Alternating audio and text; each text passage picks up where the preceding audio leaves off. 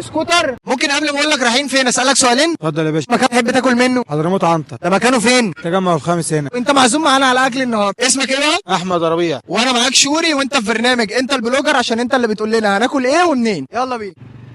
اديني قلبك خد قلبي. نجيب صينيه مشكله. ماشي. صينيه الميكس. عليك في الحمام. ماشي. ورق عنب. ماشي. طاجن ورق عنب كوارع. ايه الملوخيه بيشوف.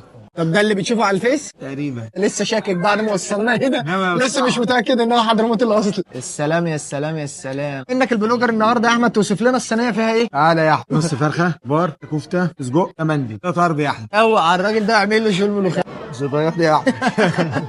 تعالى يا احمد. جايبه دوبان. اعملها بقى كده. تعالى يا احمد. جايبه. ايه رايك؟ كفته خطيره فعلا. تعال تعال. شايف مندي ده؟ قرب يا احمد قرب. قرب يا أحمد. جايبه.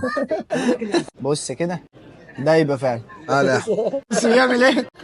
دمار دمار يا احمد. احط الملوخيه على الكوارع، ده اختراع مزاجنجي ما عملش ده والله. صينيه الميكس ب 1350، واحمد ما رضيش ياخد حساب المشوار. بما انه يشوف الكومنتات يبقى قولوا له هو نجح بنسبه كام في الميه انه يبقى بلوجر. قول لي بقى لو في جمله حابب العالم كله يسمعها هتبقى ايه هي الجمله دي؟ اتمنى من ربنا كلنا نحب بعض زي ما حضرتك كده يعني، ونحب الخير ده وننشره. خلي الخير ده يملى الناس كلها. ربنا يخليك حبيبي يا كبير. اعملوا فولو ولايك شير، وما تنسوش شوري مش بلوجر، انتوا البلوجر.